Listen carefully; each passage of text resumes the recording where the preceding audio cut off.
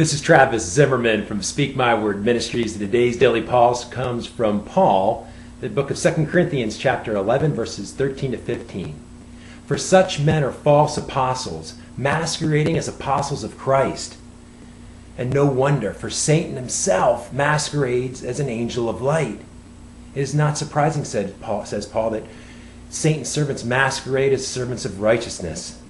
Their end will be what their actions deserve. 2 Corinthians chapter 11, verses 13 to 15. You know, I have in front of me a kind of a gangly-looking plant. It's kind of the end of the season, and we actually had a better example of this plant. I pulled it out, but I see something in this plant that's really talking about Satan a little bit. It's a beautiful of the garden. It reminds us of God. But you know, in amongst all this beauty, there's a weed growing right here.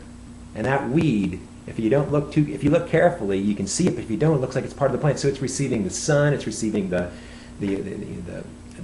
watering can that we're putting, the water that we're putting in there, and as we try to take care of this plant, we have an imposter among us. And as it's promised by Paul, with those who masquerade, whether it's marriage being masqueraded, as something different than what it actually was intended to be, or it's whether, the way we talk. I don't gossip, I just merely am sharing a prayer request. Or, I'm not speeding, I'm just, I'm drafting. Think the little excuses we have, sin is a lot of times fun, isn't it? But it leads to death, and we know that. And that's why Paul says from God, about being deceitful, their ends will be what their actions deserve. The word of the Lord.